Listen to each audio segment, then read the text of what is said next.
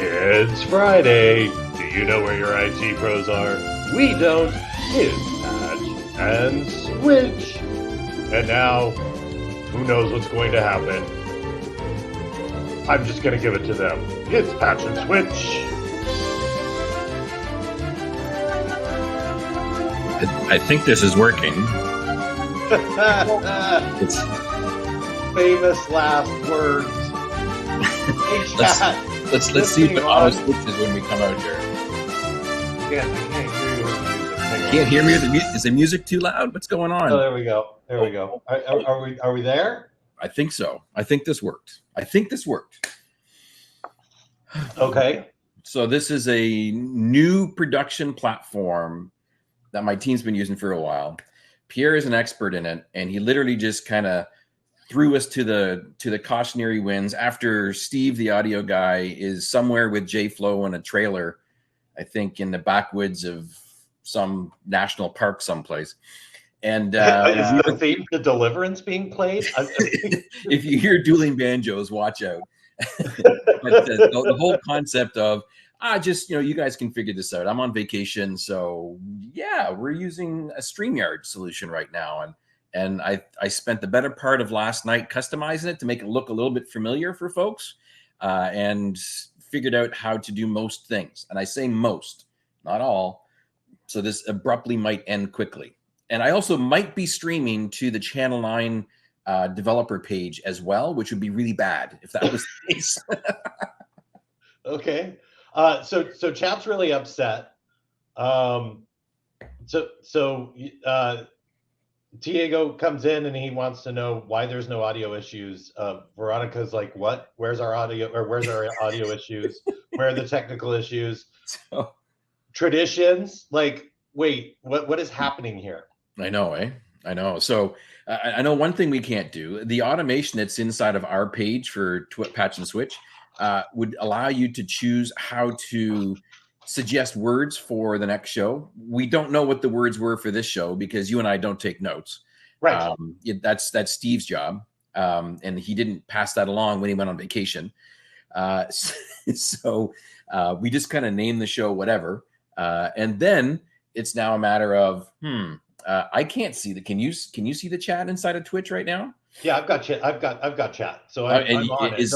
Nobody's chatting. I think we've just stunned them to death. Stunned them has actually worked, but I will kind of give you a little bit of a gripe because you're not using your portable microphone that is of high quality. You're using whatever you happen to have available in your work job, and that's it, right? Yes, and yes. So I'm on a trip. You're working? Seriously, you're working right now. Yeah, I came down and delivered a keynote session at the Dallas-Fort Worth Security and Management User Group. So DFW SMUG.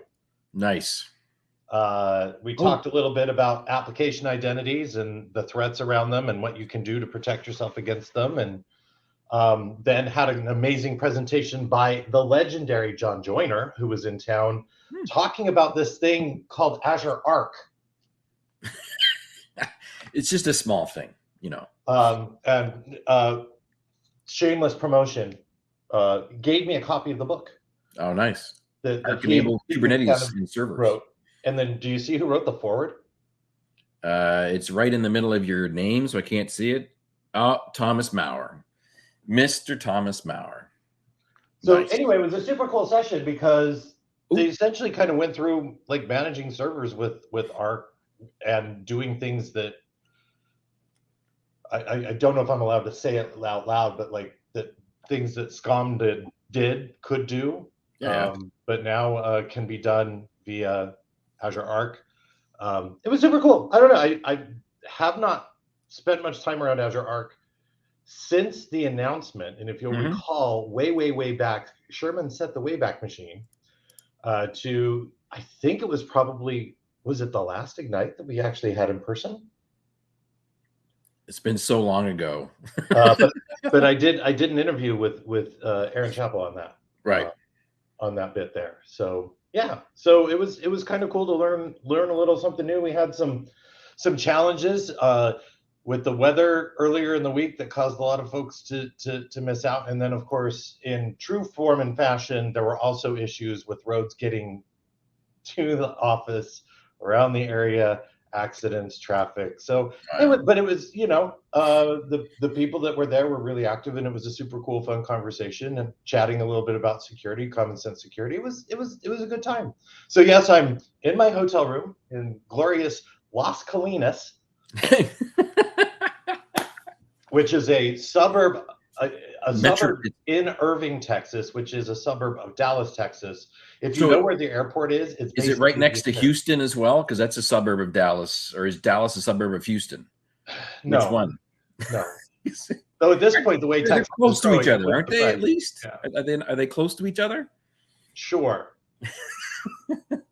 Yes. So. Yes. Anyway, Diego, happy to host you in Lisbon. Are you in Lisbon? That is amazing. Wow. Nice. I've not been to Lisbon. Have you been to Lisbon? I've never been to Lisbon. No. Do you know why I know Lisbon so well? For me, I know why. I know. What's your comment? Why? From all the Windows NT to Windows 2000 courses. Yeah, it was one of them that was always used as an example of a regional office when they had those white papers that were written about how to design your Active Directory, how to migrate to Active Directory and stuff like that. The days. Lisbon, Kuala Lumpur was also one, if I remember correctly. Yeah, Sydney. All the time. I've been to Sydney. Absolutely. I have not been to Kuala Lumpur. Been to Sydney. I've not been to Kuala Lumpur either. Yeah. Huh. Anyway, so hello in Lisbon, and it's great to have you. DEFCON Veteran says that's a really nice book. Got it here too. Amazing. Yeah, it was really nice of John to give me a copy of it. We talked a lot about music while we were there as well. Did he sign it for you? Is it like a signed first edition? Oh, you know what? I think he did. Did he? He did. And yeah. Did he write you a note? He did. He did. And let me see if I can. I've got to change browsers because I was looking at the other thing so I can see it. So let's see. There you go. House music forever. Dallas. Right on, man. Save that. That'll be worth some money someday. At least $3.80. That's enough. That's enough to pay for J-Shock, apparently. Nice. That would be one. Well, with this new solution, I don't even know if we need to include those guys anymore. We could cut them off and just make this exclusive now. They're in chat, dude. Oh, shoot. They're in chat. So hello to J-Shock, J-Flow, to Jan, Vizio MVP in the house as usual. Diego from Lisbon, the DEFCON veteran who previously mentioned. Val Temper, he's down in the PDX. He says good morning. I say good afternoon or close to noon. Fun fact, it's 11 a.m. here. Didn't think anything about it in the hotel until the show basically started. Yeah, and we were in the countdown mode, and I'm like, checkout is at noon. So who knows if housekeeping is going to come pound on the door or not? And I'm not packed. Everything is in a pile over here. So yeah, nice. Anything could happen. Well, okay. So I've got a very serious question for you. Since you are hotel traveling, I've done a lot of hotel traveling actually in the last month or so because of life situations and stuff like that. But there's a discussion going on right now. I think it was kicked off by Scott Hanselman. Yes. His wife is the type of person when she hotel travels that she completely unpacks, hangs everything up, puts everything in the drawers, gets it all set up like she's at home. He is very much open up the suitcase on the floor in the corner and has the packing cubes with all of the stuff inside of it. And that's that's the difference between both of them when they're staying someplace. What type of traveler are you and how do you work with traveling? Short trips. So this was basically 2 nights. Yeah. I've got packing cubes and it's open on a bench just over in the corner. And then I also do my shirts in a little folder thingy, and that's like hanging off one of the counters over here. When we used to go do events and I was there for 9 or 10 days, particularly like Orlando or Vegas, I would hang things and pretty much unpack because I was essentially living there. And you would have pretty shirts. I never had pretty shirts. You have button-down collared ones and true dress shirts. I never wore those. Yes, true. But at the same time, again, there's a ratio of how much effort to reward that I've got to deal with. Yeah. And Yeah, that's what I was looking at there. What about you? So I don't even know. I don't even need to ask you. I am very much a packing cube and suitcase open in the corner kind of guy. Occasionally, if it's a long-term thing, I'll actually take the packing cubes out of my suitcase and put them in other areas sprinkled throughout the room. Normally, if I get a room, I get 2 beds, and I will put all my stuff that I'm using on one bed, and then I sleep in the other one, which works out well for me. So I'm very similar to apparently how Donna Sarkar is. She lives out of the suitcase and packing cubes the entire length of the stay. See, I would not expect that. That is surprising to me. And it's quite funny. And so she was saying how Donna would go and do the same thing, but then she would like literally spread her stuff out over the unused bed as she's looking for things on a regular basis. What I do for the longer ones with the packing cubes, and I have my suitcase separate, is as clothes are dirty and I take them off, they go inside the suitcase, because I will take the suitcase to a laundromat to go off and do my laundry, or drop it off for someone to do the laundry, rather than use the hotel laundry for $300 for a pair of underwear and some socks. Yeah. That was a tip of the hat to Anthony Bartolo, who expensed a $300 laundry to me once when I was his boss for Why literally don't you washing him right underneath the bus. Because I love the fact that I can still do that. And he's not here to watch this anyway. He's on vacation this week. So that's there. You know it's recorded, right? Oh, wow. Yeah, I guess he could find it maybe. We'll see. Fair enough. It'll be your and my little secret to see if he actually comes back to ask me the question. Diego says, no way, I live from the suitcase. Packing cubes from Amazon Basics rocks. Mm-hmm. Our good buddy Ludwig, who's in the house. Hey, Scott, how are you, friend? Congratulations, by the way. Ludwig's retired now. I know. I don't know. He's got so much time in his hands. He retired. He's got so much time in his hands. He's going through all that old vinyl that he purchased from different estate sales over the years. It's all tiki vinyl too, which is amazing. Mm-hmm. I love it. He says he definitely unpacks unless it's only 1 or 2 days. Another random IT guy says packing cube / shirt folder thing all the way. Good to see you. I'm hitting the wrong. There we go. I'm hitting the wrong. You're hitting the wrong button. Quotes to be able to do it. Oh, this is cool. Like it goes up on the stream. Yeah, totally, it does. And call out Veronica for what she was mentioning.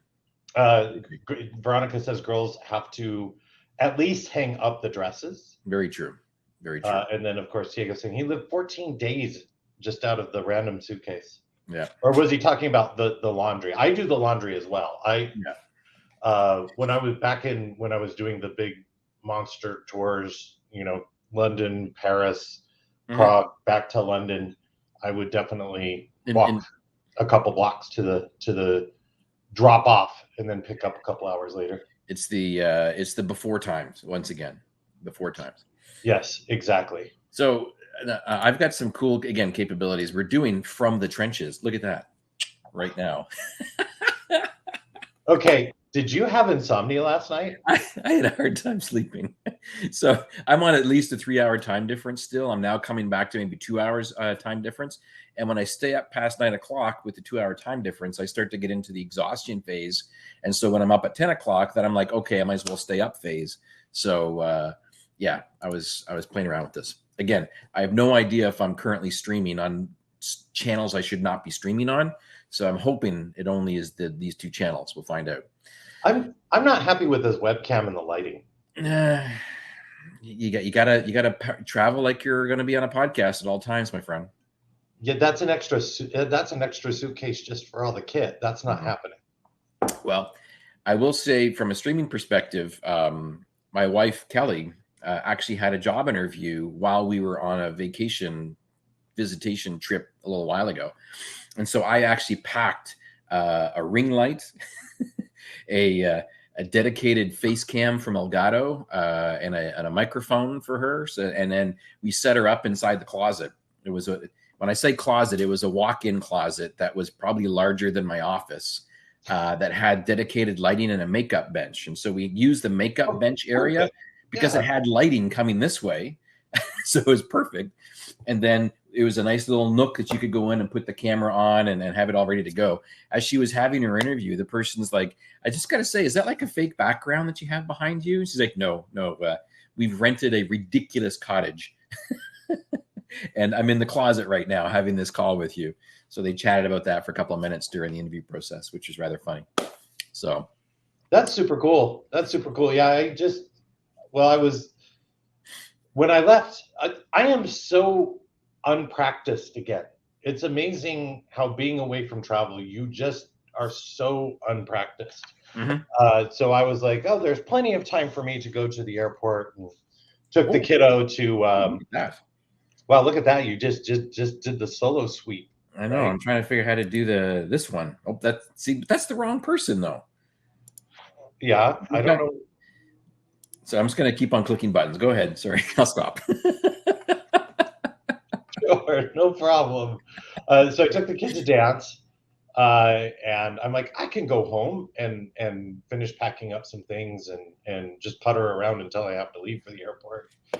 And driving toward the airport, and then I get the little blip alert from Alaska Airlines on my app, and it says we're boarding at 10:10, and it's currently 9:40, and I'm just leaving the Redmond area. Oh wow.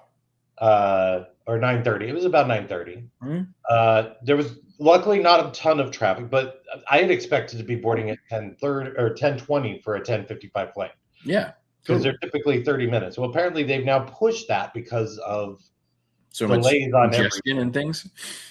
And I was woefully unaware of this. I did manage to get there, get parked, get the shuttle over, get through security.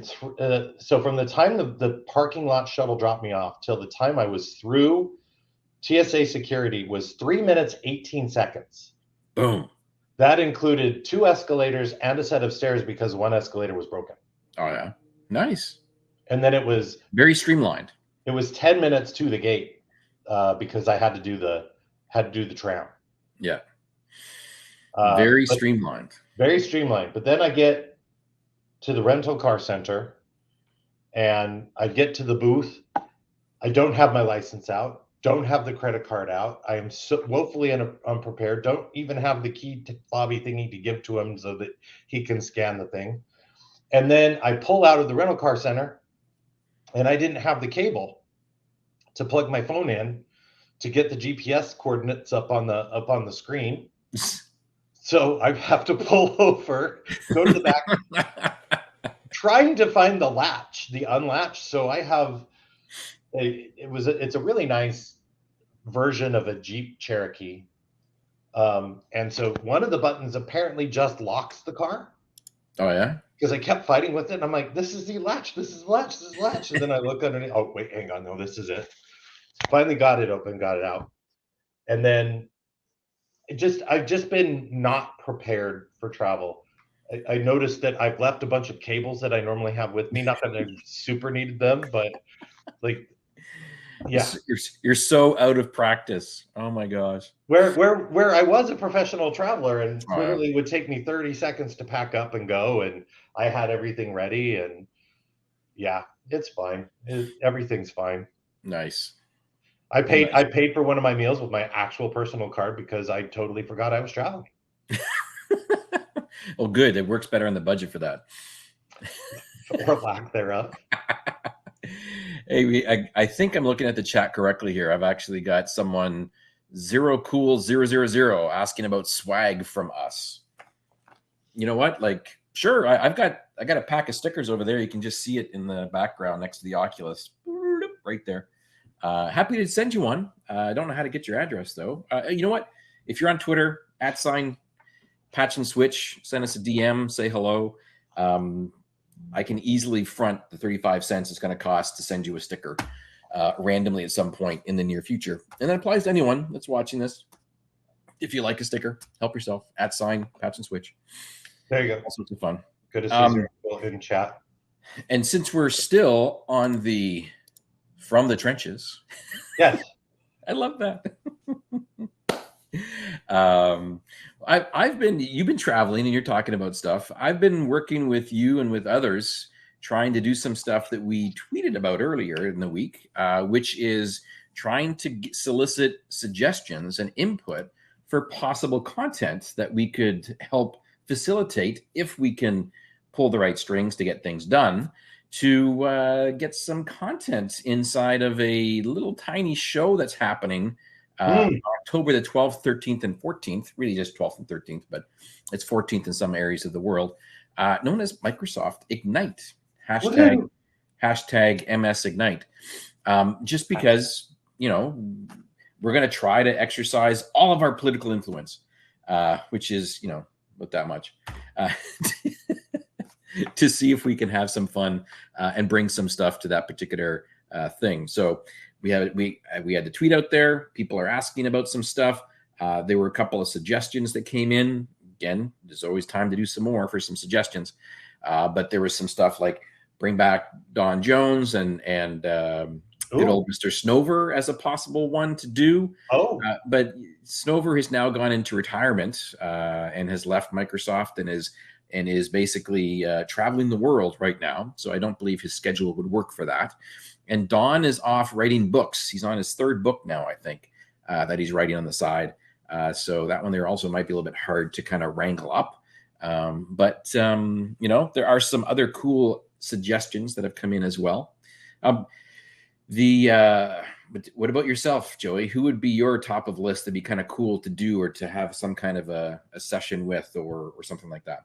Well, we've got the obvious, right?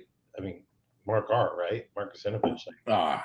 Mr. Russinovich. How could you not have a session from him? Which one would it be, though? Would it be Mysteries of the Unexplained, or would it be like some kind of here's how I figured out the latest DRM attack from a Sony DVD or something? Let's be honest. It's Mark. I could probably watch him draw an X-wing on the screen for an hour, and that would be very, very, very good technical depth session. That could be interesting to everybody as well. He could break down the technical breakdown of an X-wing fighter. Yeah, that work. Way I can pass the information along to my Imperial friends, because the rebels. But anyway, there's a lot of people. There's just a lot of people.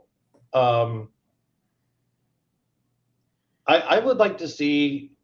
One of the things I would like to see is a session by one of these folks, or by like maybe a Ned or somebody that has like, here is why we did certain things. Like, I don't know, I'll just like the SMB thing, right? And here's what you have to do to move off of it. And here's the tools. It's like common sense kind of things. But absolutely in chat, I think you should hunt down the one person who understands Microsoft licensing for an AMA. That's brutal. We know Wes. We could always. But even Wes says it depends. Very true. Very true. That one. I'd like to see. It's just so hard because there's a lot of. Jeff Woolsey. I'm just kind of going through some of the big presenters that used to pull the big crowds. I'm curious, is there somebody new? Well, for me in the security space, I remember I always used to love watching Paula. Oh yeah.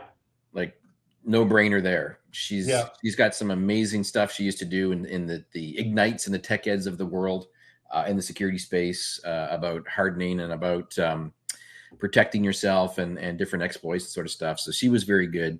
That I would Sammy like as well. Sammy, look at that. Tiago mentioned it here. Paula and Sammy is another option.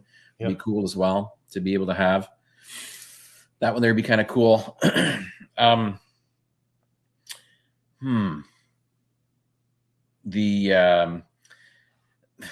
thing that I'd like to see is stuff that we can all use that topic wise that are facing people. I mean, someone on the server team, believe it or not, actually tweeted out, if you're not using and moving your workloads to 2019 or 2022, you will be in an extended support situation come January. So even 2012 is end of life.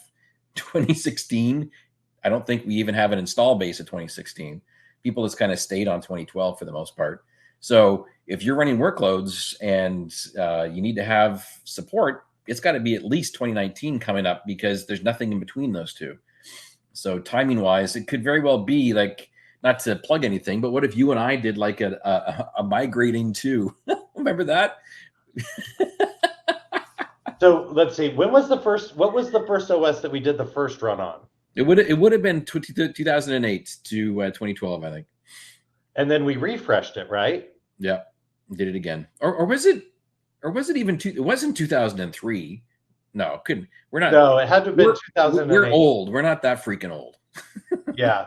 It had to be 2008 to 2012. And then did we do 2012 to 2016? I think we might have. We did? Yeah, I think we might have. Veronica in chat says Oren Thomas. Who's that? I think he's a guy. Yeah, I think I might know him. He might be able to come. But that's a long way to have to come in from Australia, though. A land down under. He has some good sessions back in the day, particularly back in Tech at Australia back in the day, of 10 things an administrator needs to know about X or something like that. He was very good at gaming the system to get good eyeballs on his content for titles and abstracts. Very, very good. Diego says DevOps with Donovan Brown. Mr. Rub a bit of DevOps on it as well. That could work.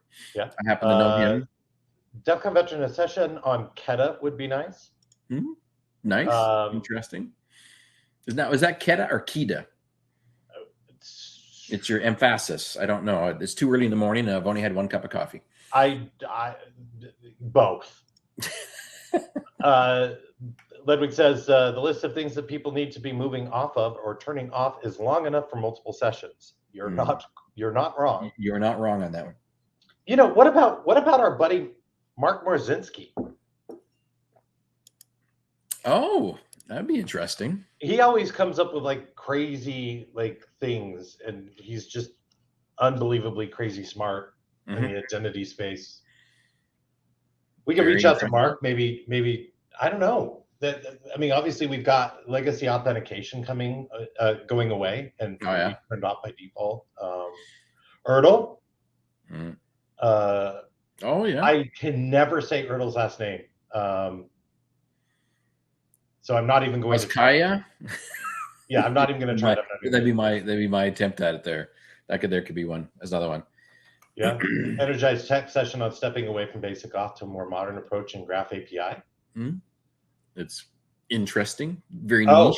Absolutely has called me out. Legacy auth will be too late as it goes out on October 1st. Boom. Well, yeah, but ... Yeah, just like there's end of support, and no one's actually running production workloads on 2003 anymore, right? Whew. Yeah, Diego's checking his contact list on his phone. Nice. He's literally name dropping.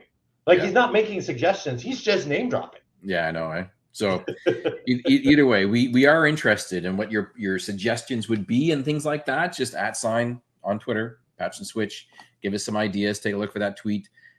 We have absolutely no authority here. We're just collecting the info, coming up with some suggestions to see what would be possible and see what actually flies and how that works.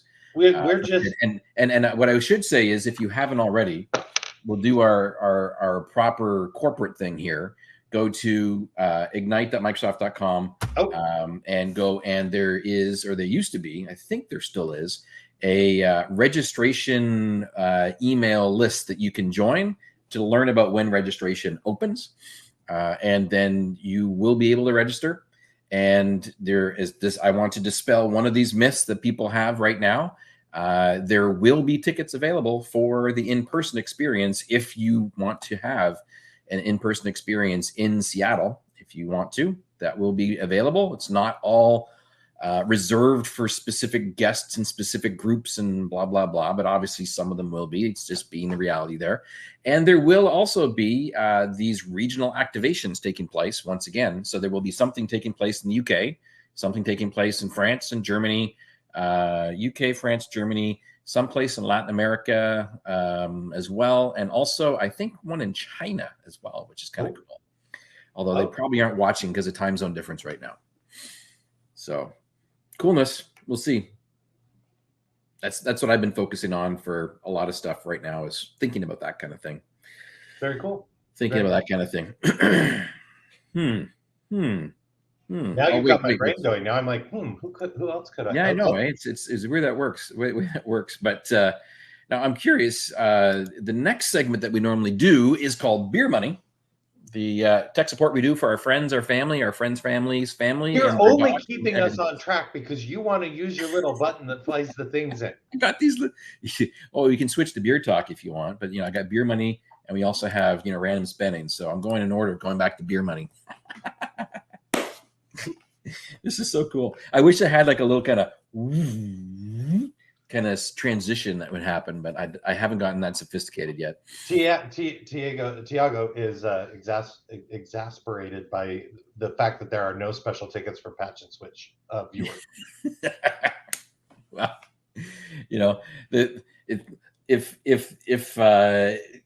if this all pulls off, maybe we should do some kind of a patio crawl or something like that out in the open air, completely unaffiliated whatsoever with anything to do with the event, but just simply if you're in town, let's go have a beer someplace. @Patch and Switch, hit us up on Twitter for where we go.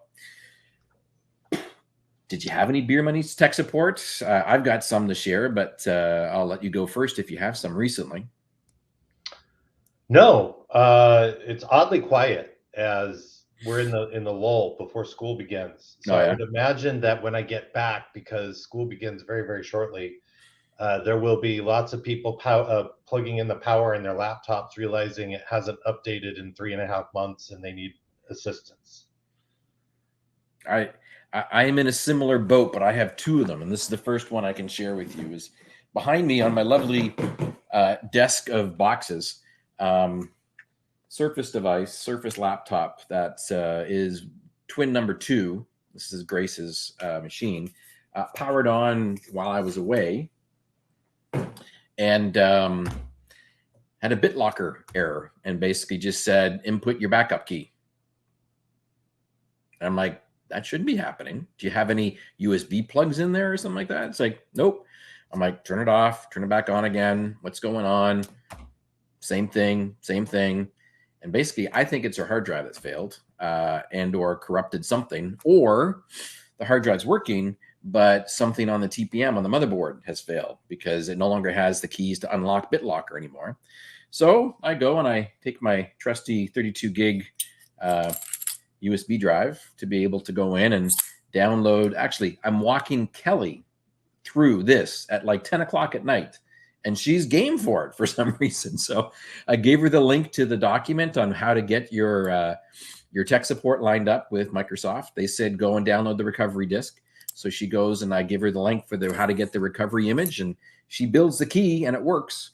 And then booting off of this, in case you don't know, the boot sequence to boot off of a Surface device is power, volume down, and power button. Yes. And then let go of the power button, but keep the volume down until you see the spinny circles. Trying to explain that in text is rather laborsome. But anyway, she managed to boot off of the device, and it sits at the keyboard prompt. Which keyboard do you want to use for language? The very first prompt. And nothing works. It's not responsive. The keyboard doesn't work. The screen doesn't work. So I'm like, to me, that the board is fried or something like that. So I'm come back from my trip that I was on. I do the same thing with the same key, experience the same problem, try using a dock, try not using a dock, same problem. So it's one of those things. Today, I think I need to actually call in and log a ticket to say, done this, done that. By the way, I work for Microsoft and it's not working, and it's covered under warranty for another 2 years. So that's one of the things I got to do. The second one that I was doing. Oh, sorry. So real quick. So the BitLocker issue, my daughter also had that happen on her HP after an update. And several people in chat have brought up, maybe recognize KB issue. The community scene, BitLocker issues are common with the latest update for Windows 11, if I'm not mistaken.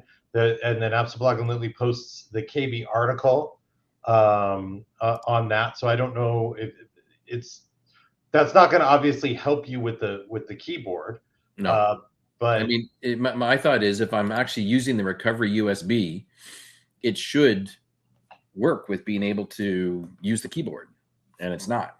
That's true. So let me ask, did you So the recovery key for that device that's tied to an email account is not functional. Is that what it is? So her keys are auto stored with your MSA account that she logs in with. There is no key for this laptop inside of her MSA account, which is weird because this machine was from scratch. But did you build it first? We took the image off. I was being a good consumer, and I took the image off of the out of box experience and put her ID in it from the very beginning. So it was not me. Oh wow, interesting. Very weird. Okay. It did not back up the key. So rather annoying. That's my first one. So I've got to continue that later today. The second one, also via text. I don't know what this is. I'm doing these tech support things by text now. Twin number one, which is my other daughter, Ella, is at university. We had to drop her off recently, way over in Fargo over there, just south of Winnipeg. She was trying to get her iPad tablet to work with the campus Wi-Fi. Couldn't figure out how to do it. Couldn't get it to work. And so 3 seconds of doing a Google search of NDSU residence Wi-Fi comes up with a tech support thing about how to do it. There's two different versions of Wi-Fi. One is, this is kind of cool what they've done. They have a Wi-Fi for your laptops and tablets and regular things, but that requires login and authentication and everything else to work. They're using Azure Active Directory. They are a M365 for education school. So cool stuff there. That works fine for her laptop, but for the tablet, she can't do the same thing. Or she thought she couldn't do the same thing. So she was trying to follow the instructions for how to bring on an IoT device.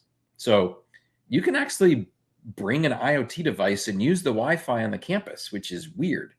Well, no, I mean, TVs, right? Yeah, TVs. They actually give you the example for Roku sticks, and they actually show you how to find the MAC address, because you basically have to log in to a portal that they have, register the MAC address as being one of yours, and you are an active student, and then they will grant you permission to access a special isolated IoT network for being able to do things, which is really freaking cool that they've done that. Tips to you for NDSU IT group for setting that up from a security perspective. That's how it was done. That's how it was done at Central Washington as well. And did you have to plug in the MAC address of the device before it was allowed on? So for the TV, yes. For the Roku, we had to do that, and then it worked. But for the tablet, I'm like, you really should be able to just join what they call the Edu Roam network, which is for the educators. And apparently at other universities that also use the same network setup as this does, she should be able to, as an active student, go to another campus at another university and just simply have Wi-Fi working. So they actually, imagine this, like educational environments actually using a secure network that they then, call back to the single ID in Azure Active Directory to be able to identify the student, which would then say, yeah, she's an active student. She should be allowed to access the Edu network at campus Central University here in Washington, as opposed to Fargo, for some reason, if she needed to. So very, very cool stuff. It has come a long way. I remember when I was in university, having access to the internet was only via going to a computer science lab, logging in with your ID, and then having access to Usenet networks and bullshit like that. Gopher? Yeah. So did you use Gopher? Did you? I wasn't Gopher. I was mostly on Usenet stuff and boards like that for when I was doing stuff. Kind of fun. So that was my interesting beer money escapades that I've been doing recently. So far, so good. I'm really impressed with the university setups. Like I said, my oldest one, she went very, very similar scenario where you're having to register things and they have different. Yeah. Why am I getting alerted from Teams while I'm on a call? I'm not Teams chatting you as far as I know. No, but my team is. Nice. Is there a way I can put myself on? Okay. Anyway, we'll figure that out. That's just yes. Your team should know that they can just simply join the chat room and then ping you in chat if they need to. Well, it's actually my extended team at this point. So I'm just very going to cool. go ahead and just mute this notification there because I don't know how to mute notifications broadly. So yeah. Nice. If only Windows had a way of doing that somehow. I don't If know. only. If only. So yeah, so no beer money support for me, but beer talk. Oh, let me get. Oh, there's the banner. Look at that. So I've come to the land. Ledwig, just go and just turn on your percussion music for like 5 minutes, okay? Turn on your tiki music for 5 minutes.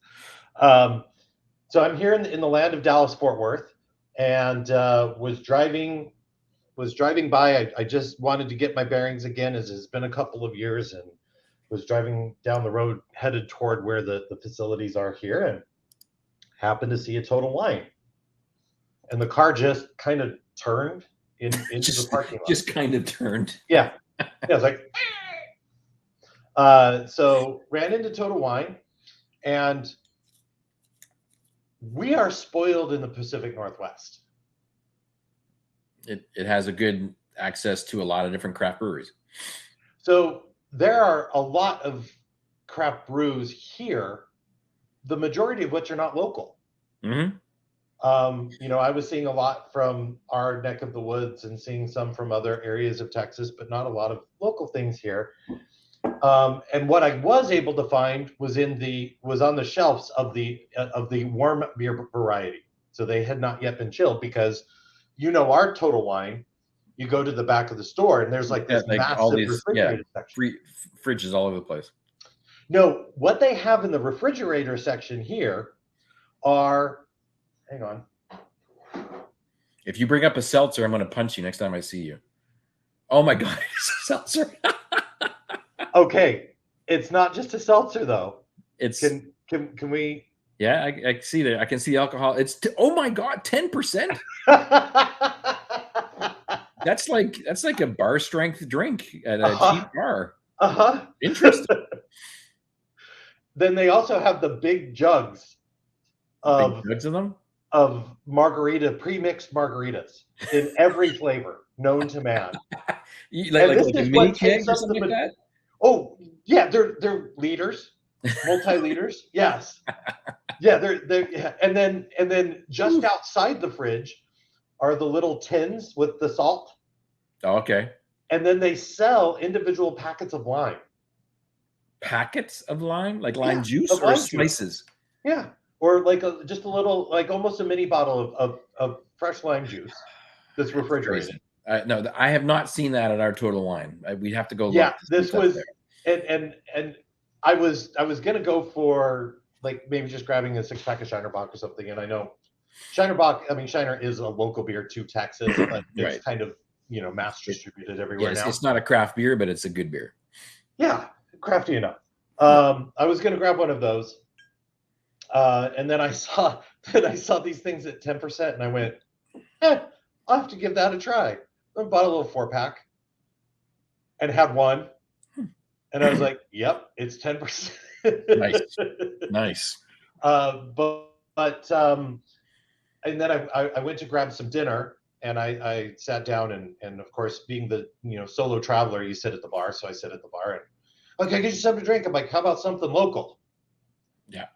He goes, Shiner, and I'm like, that's a few hours that way, but sure.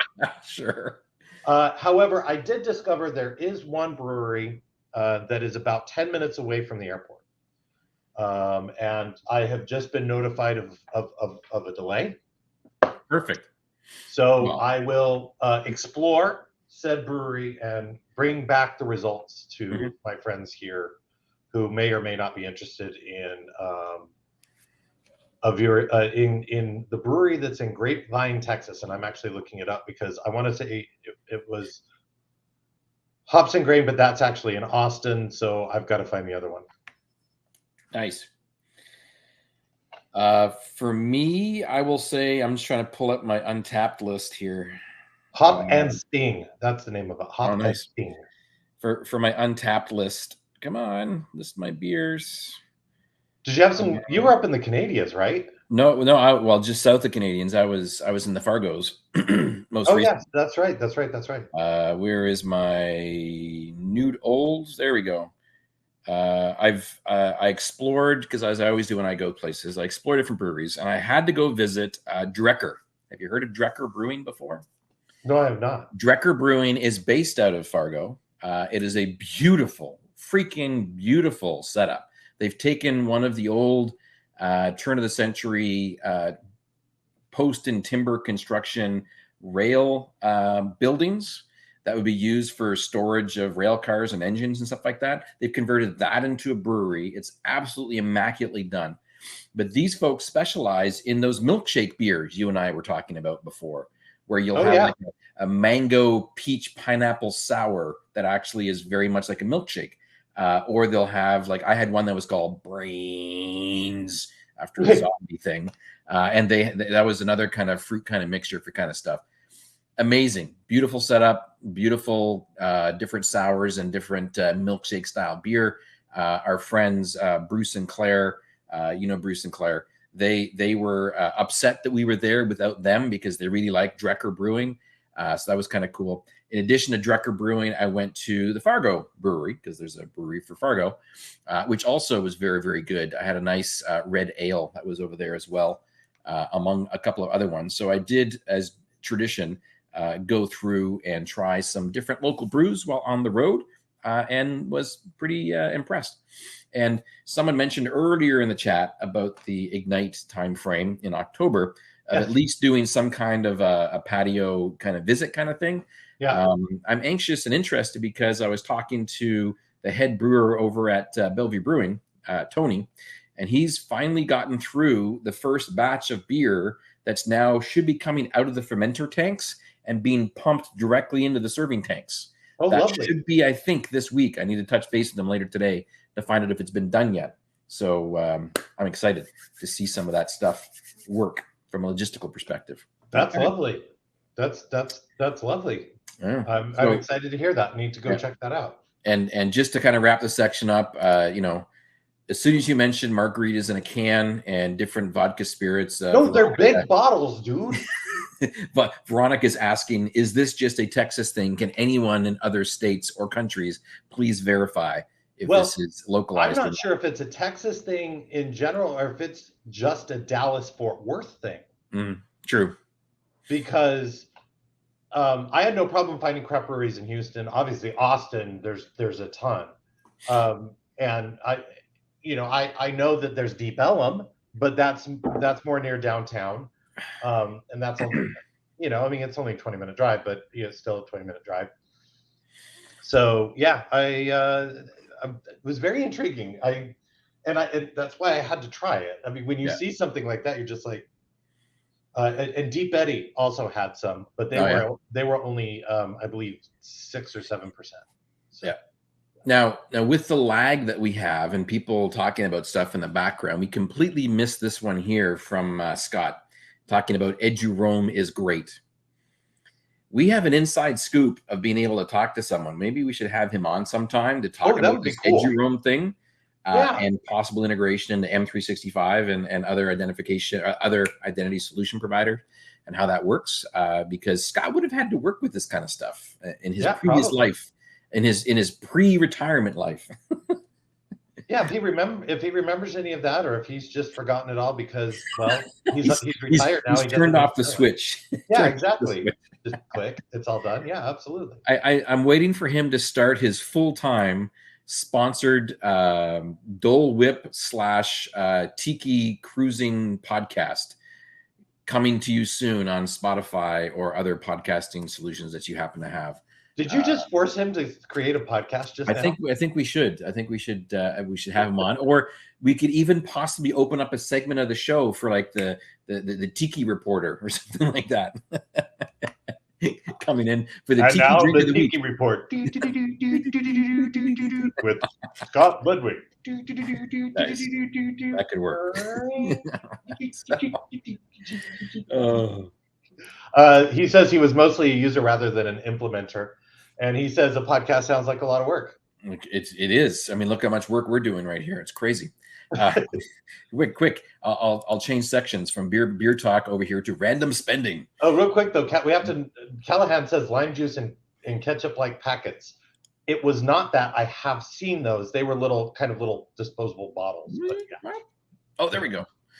I saw the ketchup-like packets on the airplane coming back. Oh, yeah, in the first class area, they had the glasses. Gosh. They had the glasses with the actual fruit slices on the sides for their drinks, Yeah. and then in the commoners area, where I was, they would hand you a little ketchup packet of lime juice for your drink. So I definitely have experienced those firsthand. But random spending, my friend. Random spending. Do you have any random spending of late that you can share that you've done? I just wrote a check for a lot of money, nearly 6 figures of random. We have selected all of the options on the new estate in the Las snow Vegas. estate. The snow estate. Yes, exactly. We thought we had everything done, and then the chief executive decorator office notified of a last minute breaking change. Last minute breaking change. Yeah. You're not supposed to do last minute breaking changes on a Friday. Well, it happened. And then said change also affected power, so we needed to adjust power, and then we so high voltage, and then we also had to adjust low voltage because said change required a move of cable, Ethernet / cable television / Smurf tube in the wall. So yes, there's an awful lot of random spending for that. And then I've started building out my Excel spreadsheet of networking equipment, new networking equipment for the new place with the new Ubiquity solutions, the Pro with the PoE on it. Yep.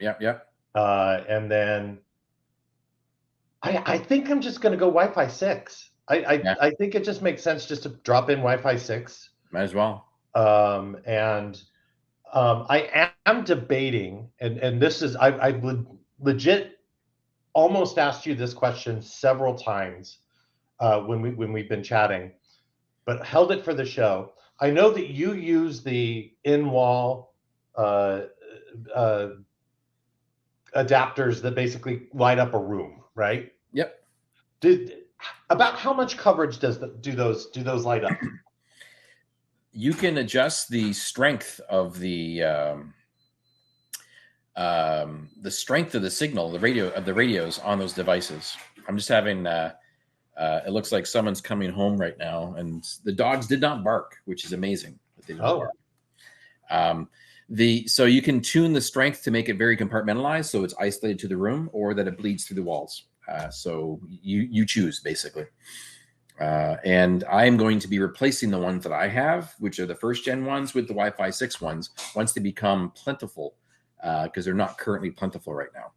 Yeah, so I'm just debating because I've got drops in the ceiling, one in the main area downstairs, one in the main hallway upstairs, and then obviously one outside on the patio, because let's just be honest, if I can be outside 330 a year, I'm probably going to be outside at least for part of the day. So I need to have, proper high-speed internet access. But I did use the Ubiquity tool where I took my floor plan. Yeah. And then I drew the lines and I drew where hard walls were. And then I've got every wall on the interior of the house is also insulated, because it was so ridiculously cheap to do it. I don't know why you wouldn't. Yeah, might as well. Other than it really makes it hard to run cables after you've done that. And it turns out I've got just a couple of spots that are on the weaker side. And I wasn't sure if dropping another access point in the room or using the in-walls. And I'm thinking probably the in-walls, because they also come with a LAN jack, right? It's gigabit, right? That is why. Yes. The in-walls I switched to because they have a mini switch built into them. So for rooms like my office here, I've got an in-wall that I use that covers my Wi-Fi devices like my phones and other stuff like that. But then it has the mini switch that I can then plug in the devices that are in there. The older APs, like the flying saucers, they have one of those that you can actually use, but you fill that up very, very quickly. The in-walls actually have more, and the newer in-walls have, I think, 5 per room. So if you want ultimate coverage, you would get one of those in-walls for the bedrooms and or offices so that they have coverage really well dedicated for Wi-Fi devices in that space. You would then tone down the radio frequency strength to make it so it stays within that room. And then you would roam appropriately as you're in the hallway or someone else's office. But then you'd have 5 drops off of the one cable that comes into that office or that bedroom. So that's where I'm going. Yeah, I was curious because one of the areas that's kind of weak is actually near where the fireplace would be. Yeah. And there's a drop right there because that's where a TV is going to go, and it's going to need Ethernet. So I could probably just throw one of those up there and just turn it up just a little bit so it covers that gap, because it's just where.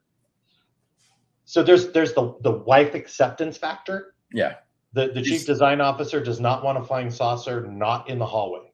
Yeah. It's even though I just want to move it another 5 feet out. Here's a use for the Surface Duo device. It's about this big. Yeah, and then, that's all I use it for right now is a prop. Well, but it would actually be behind the TV. That shouldn't be an issue, right? Yeah. Correct. That would not be an issue.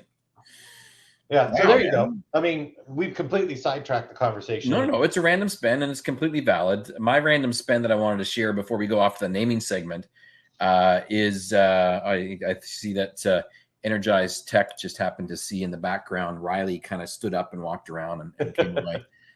He's definitely fuzzy. My random spend was not work related and not tech related, sort of a little bit, but not really. I finally went and pulled the trigger and bought a new brewing piece of equipment because I had to sell all of the brewing equipment because I moved to this house.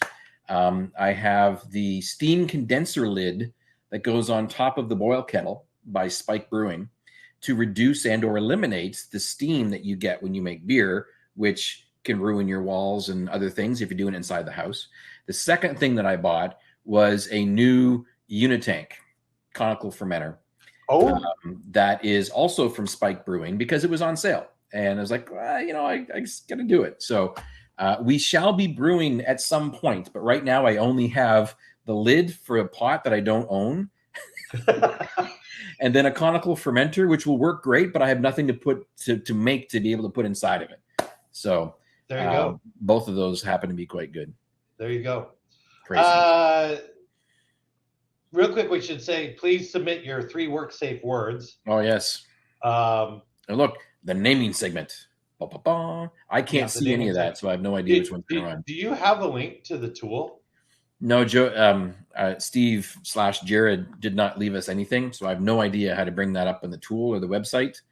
I could share a web. You could share a web browser if you know how to get to it, but I have no. I don't. I don't know how to get to it. And Jared is listening. He was in the chat, so maybe he could put the link in the chat that you could hit to see our naming segment. But you would have to share the screen. I can't share my screen. But typically, we'll go off and take 3 work safe words. We could do this in post production, if you will, to be able to go off and take a look at something if you wanted to. But we can't even we can't even scroll back and take a look at the words. I can't. So I think we have Pateo. I've seen Pateo. Wait, what do we do? I've seen hotel. Hotel should make sense because you're from a hotel. So I've seen kid candy store. I got one.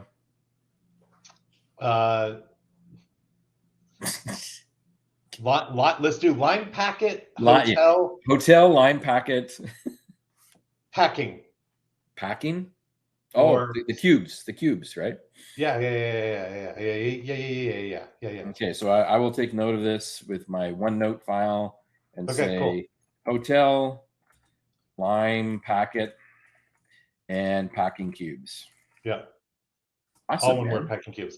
Kowski wants to know how the two of us are going to brew, how we're going to brew if we are states apart. They make airplanes. Yeah. Very, very true. But I don't know if I can do this. Can I do this? It's that time, folks. Can you say goodbye? I don't know if you can hear me over the music, but I can turn the music down. Oh, you turn the music down? Yeah. Go ahead. Oh, okay, very cool. Very cool. I appreciate that. I'm gonna say goodbye and good afternoon, good evening to our chat folks, particularly Jan. Veronica, thanks for joining. Absablog and Lutely, another random IT guy who I think has fallen asleep. Callahan, it's good to see you. DEF CON veteran, Energized Tech, good to see you. And the PowerShell joining us. Fair Brit from over in the UK. Val Temper from down in the PDX version. Jan's here. Kay McFerrin-Kowski. Ledwig, thanks for joining us. Tiago, Veronica, as previously mentioned, Vizio MVP. We're back in a fortnight, allegedly. Until then, have a weekend, everybody. Oh, look, it loops even. That's awesome. Do you know how to end the show? I do. I press this button here. Okay.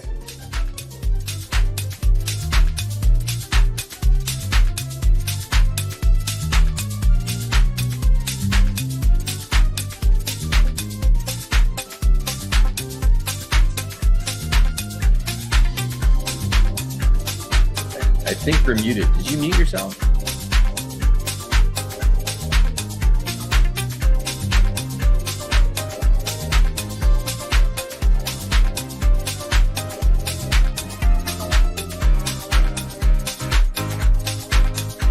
Are you muted? It muted me automatically. I love it. Oh. So, is this where Jared would just let this play for another 10 minutes or so? Just a couple minutes, yeah. Yeah. What's the purpose of that? Oh, I don't know. We're not muted, though. What? We've got hot mics? Yeah. Oh, yeah.